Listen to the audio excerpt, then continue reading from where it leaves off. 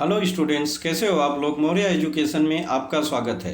Students, आज हम पढ़ रहे हैं पार्टनरशिप फर्म के बारे में, जो कि introduction of partnership firm chapter है। मोस्ट इम्पॉर्टेंट चैप्टर है, 12th स्टैंडर्ड का स्टार्टिंग है, थ्योरेटिकल बेस है।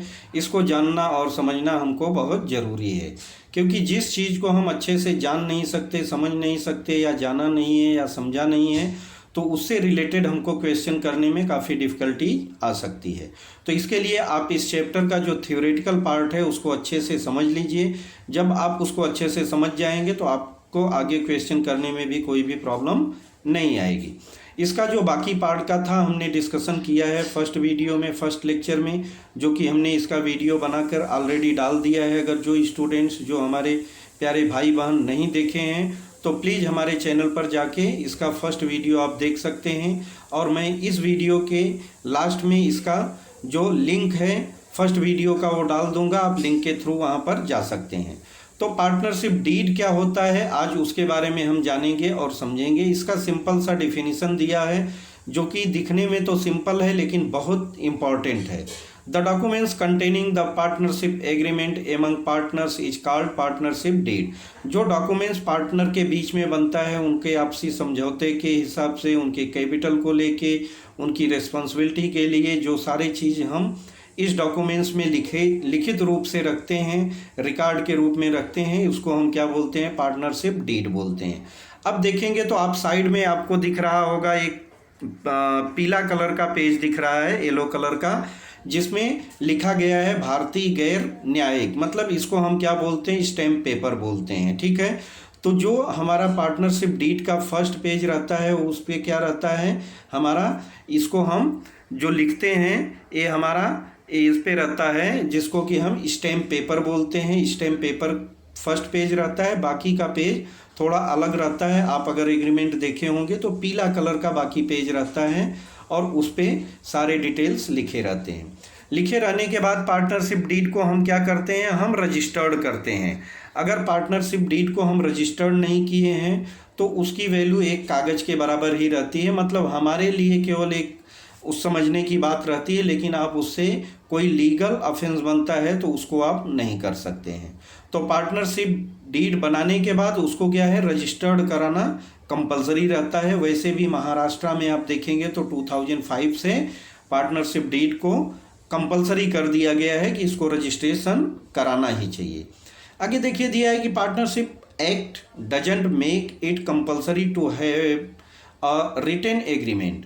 पार्टनरशिप एक्ट ऐसा नहीं बोलता है कि इसको रिटन में ही और कंपलसरी होना चाहिए। However in case of dispute among in partners it is always in the best course to have a written agreement. अगर हमारे बीच में कोई डिस्प्यूट होता है तो उस टाइम पे क्या है कि हमारे लिए रिटन एग्रीमेंट, जो कि सब पार्टनर के द्वारा जब हम एग्रीमेंट बनाते हैं तो साइन किया रहता है, सब लोग उस पॉइंट पर एग्री हुए रहते हैं, तब हमारा रजिस्ट्रेशन होता है और हम पेपर को साइन करते हैं। तो ये सारी चीज़ें अगर पहले की लिखी रहती हैं, मतलब ये प्रूफ रहता है कि हम इस चीज़ के लिए एग्री हुए थे। अगर बाद में हम किसी पॉइंट पर डिसएग्री होते हैं तो उसके लिए हमको लीगल कोर्ट का या कोई भी हम आगे सपोर्ट ले सकते हैं। Partnership deed contains the rules and regulations formed for the internal management of the firm. It is also an article of partnership. इसको हम पार्टनरशिप का आर्टिकल भी बोलते हैं। कंटेंट ऑफ पार्टनरशिप डीड, अगर पार्टनरशिप डीड बनती है तो उसके कंटेंट्स क्या है, उसमें क्या क्या डिटेल लिखे रहते हैं, उसके बारे में हम जानेंगे और समझेंगे। अब देखिए कंटेंट्स में दिया है, पहला दिया है फर्स्ट पॉइंट हमको क्या रहना चाहिए कि जितने पार्टनर्स हैं, 2, 3, 4, 5, 10, 15, 20 जितने भी पार्टनर्स रहेंगे सबका नाम रहेगा, उनका एड्रेस रहेगा और फर्म का एड्रेस रहेगा, और हम किसके लिए बिजनेस कर रहे हैं उस बिजनेस का भी नाम उस पर मेंशन रहना जरूरी है, कंपलसरी है। आगे हम देख रहे हैं तो पॉइंट 2 में हमको दिया है name and address of all partners and durations of partnership. सभी पार्टनर्स के नाम कंपलसरी हैं, उनके एड्रेस कंपलसरी है, और पार्टनरशिप में अगर हम कुछ ड्यूरेशंस, कुछ लिमिटेड टाइम के लिए अगर हम पार्टनरशिप क्रिएट कर रहे हैं तो उसका टाइम भी उसमें मेंशन रहना चाहिए। तो उतने टाइम के बाद वो पार्टनरशिप ऑटोमेटिकली डिसॉल्व हो जाती है। Capital contribution of all partner, partners कितने उसमें अपने कैपिटल का इन्वेस्ट कर रहे हैं, वो इन्वेस्टमेंट यहाँ पर मेंशन किया रहा है। कोई 2 लाख लगाया, कोई 5 लाख लगाया है, कोई 10 लाख लगाया है, तो इसको हम यहाँ पर लिख देते हैं। ठीक है, तो अमाउंट का भी यहाँ पे मेंशन करना जरूरी रहता है कि कौन से पार्टनर्स ने कितना कैपिटल लगाया है। Ratio in which profit and loss are to be shared, जो प्रॉफिट या लॉस होगा उसको हम किस रेशियो में आपस में शेयर करेंगे, ये भी पॉइंट इसमें लिखना कंपलसरी रहता है, क्योंकि ये डेली हमारा जो भी ईयर एंडिंग में हम प्रॉफिट और लॉस को शेयर करेंगे तो इसी रेशियो में शेयर करते हैं। Rights, duties and liabilities of partners, इनके अधिकार क्या हैं, इनके कर्तव्य क्या हैं और इनके दायित्व मतलब जिम्मेदारी क्या है, सभी पार्टनर्स के सारी चीज़ इसमें मेंशन की जाती है, जो कि 5th पॉइंट है।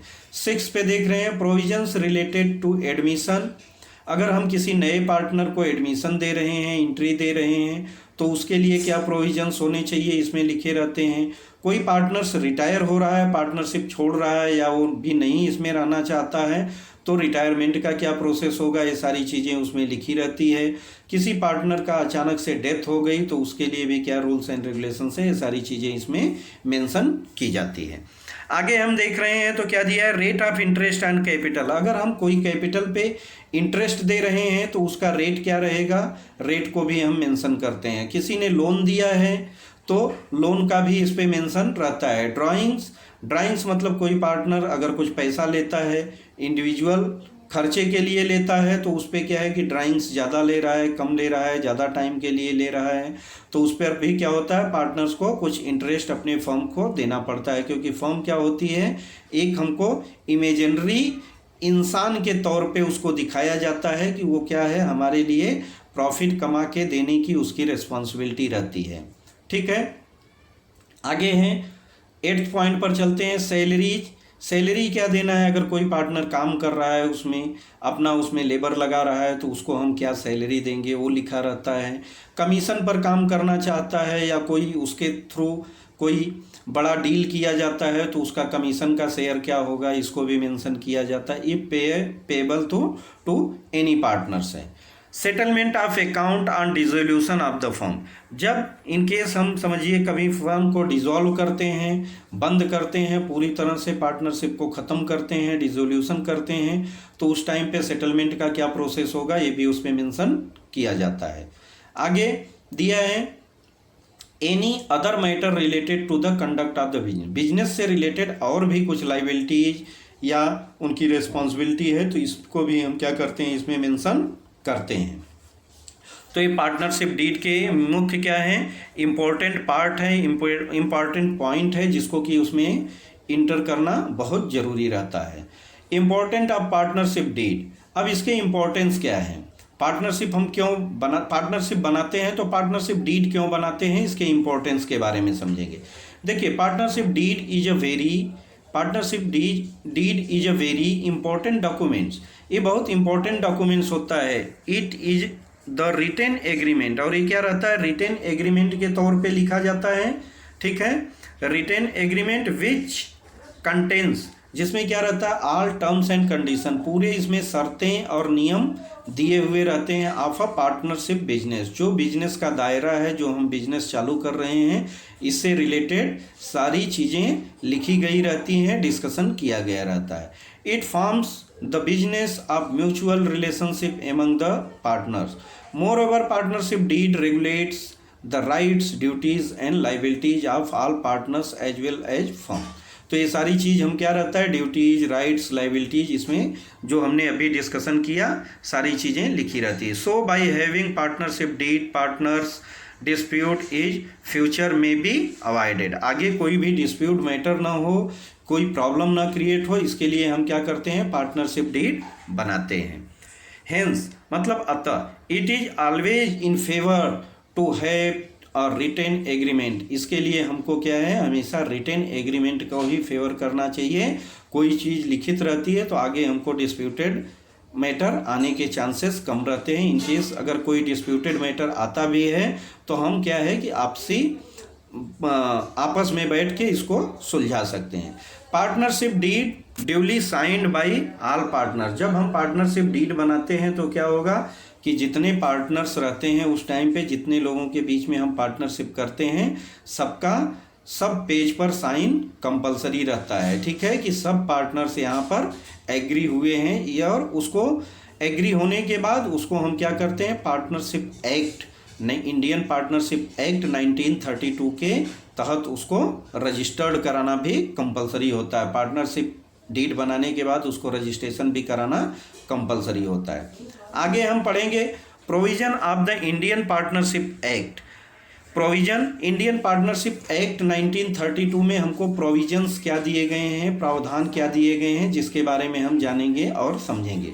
देखिए, आगे दिया है कि अगर हम पार्टनरशिप डीड नहीं बनाए हैं या उसमें कुछ चीज़ें मेंशन नहीं हैं, उसमें कुछ चीज़ें मेंशन नहीं की गई हैं, तो उसको हम कैसे सॉर्ट आउट करते हैं, उस चीज़ के बारे में पार्टनरशिप डीड में जो चीज़ें नहीं लिखी गई है, तो पार्टनरशिप एक्ट उसके लिए सपोर्ट करता है, बताता है कि इसको हम, अगर यहाँ पर मेंशन नहीं है तो इसके तहत इसको हम मैनेज कर सकते हैं। जैसे दिया है हमको कि डिस्ट्रीब्यूशन ऑफ प्रॉफिट, अगर मान लीजिए पार्टनरशिप डीड जो बना है इसमें हमने क्या किया है, प्रॉफिट का डिस्ट्रीब्यूशन कैसे किया जाएगा उसको मेंशन नहीं किया है। तो आगे बता रहा है कि if partnership deed is silent, silent मतलब क्या, चुप है। चुप मतलब क्या, कि वहाँ पे मेंशन नहीं है। यहाँ चुप रहने का मतलब मीनिंग ये है कि वहाँ पर कुछ मेंशन नहीं है, मतलब वो कुछ बता ही नहीं पा रहा है, बोल ही नहीं पा रहा है। about the profit sharing ratio, then the profit and loss are distributed among the partner is equal। अगर पार्टनरशिप डीड में कुछ ऐसा मेंशन नहीं है कि इनका रेशियो 5:3, 2:3 या 1/2, 1/3, 1/4 किस रेशियो में डिवाइड होगा, अगर ऐसी बातें नहीं की गई है, तब हम क्या करते हैं, इंडियन पार्टनरशिप एक्ट बोलता है कि जो प्रॉफिट या लॉस होता है हम 50-50 करके डिवाइड कर देंगे, मतलब इक्वल इक्वल कर देंगे। इंटरेस्ट एंड ड्राइंग्स, ड्राइंग्स पर जो इंटरेस्ट लगता है, as per the provision deed is silent about the profit sharing ratio. यहाँ पर दिया है as per the provision of Indian partnership act 1932 के तहत हमको दिया गया है कि अगर हम कोई ड्राइंग्स, कोई पैसा यूज करते हैं, ठीक है, और उस ड्राइंग पे कोई हमको डेट नहीं मेंशन किया गया कि हमने किस डेट को पैसा लिया है, तो अगर ऐसे डेट उस पर मेंशन नहीं है तो हम क्या करते हैं, पूरे ईयर का उस पर इंटरेस्ट न लगा के कितने लगाते हैं, 6 मंथ का इंटरेस्ट उस पर कैलकुलेट करके मतलब चार्ज करते हैं। इंटरेस्ट ऑन पार्टनर्स लोन, अगर कोई पार्टनर ने कुछ लोन दिया है और उसके लिए क्या है कि इंटरेस्ट का रेट मेंशन नहीं किया गया है, उस पर कोई रेट मेंशन नहीं किया गया है, तो क्या करते हैं, if the partner provides additional amount to the business as loan but rate of interest on loan is not given, then तब हम क्या करते हैं, ऐसे सिचुएशन में हम 6% के रेट से वहाँ पर इंटरेस्ट चार्ज करते हैं। पार्टनर्स के लोन अकाउंट के लिए हम उसको 6% के रेट से इंटरेस्ट देते हैं या कैलकुलेट करते हैं। इंटरेस्ट ऑन कैपिटल, अगर कैपिटल के लिए भी पार्टनरशिप डीड साइलेंट है, उसमें कुछ नहीं बताया गया है, तब हम क्या करते हैं कि कैपिटल पर हम इंटरेस्ट नहीं लगाते हैं। अगर कैपिटल पर इंटरेस्ट लगाना है तो पार्टनरशिप डीड में उसको मेंशन रहना चाहिए, अगर मेंशन नहीं है मतलब हम कैपिटल पर इंटरेस्ट चार्ज नहीं करेंगे। सैलरी या कमीशन टू पार्टनर्स, अगर पार्टनर्स को सैलरी देने के लिए या कमीशन देने के लिए वहाँ पर कुछ लिखा गया है तो ठीक है, अदरवाइज देखिए क्या दिया गया है पार्टनरशिप एक्ट में कि as per the provision made in the Indian partnership act 1932 में no salary, commission, allowance or any remuneration to be given to any of the partners for any extra work. तो कोई extra काम करता है तो उसके लिए ना तो हम उसको एक्स्ट्रा सैलरी दे सकते हैं, ना कमीशन दे सकते हैं, ना अलाउंस दे सकते हैं, लेकिन अगर पार्टनरशिप डीड में मेंशन है तो हम उसके हिसाब से उसको दे सकते हैं। आगे आता है last point, admission of new partner. किसी नए पार्टनर की एंट्री होती है तो उस टाइम पे हमको क्या करना होता है, अगर पार्टनरशिप डीड में कुछ डिटेल नहीं दिया गया है, कुछ मेंशन नहीं किया गया है, वो साइलेंट है, तो as per provision of the Indian partnership act 1932 no outside person can be admitted into the firm as a partners without the consent of other partner.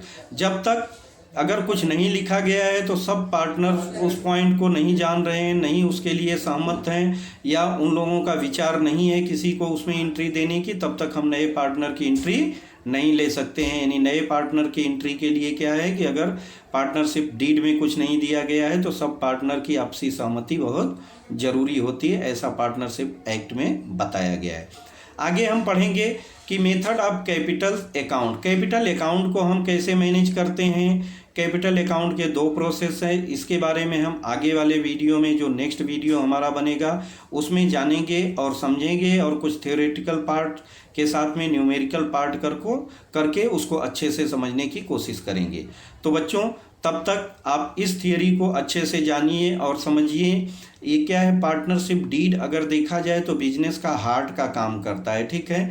इसमें पूरे डिटेल लिखे रहते हैं बिजनेस को, तो आप इसको अच्छे से जानिए और समझिए और अपने लाइफ में और अपने एजुकेशन में इसको अच्छे से करने की कोशिश कीजिए। तो मिलते हैं अब नेक्स्ट वीडियो में, नेक्स्ट लेक्चर में। तब तक के लिए थैंक यू, बाय।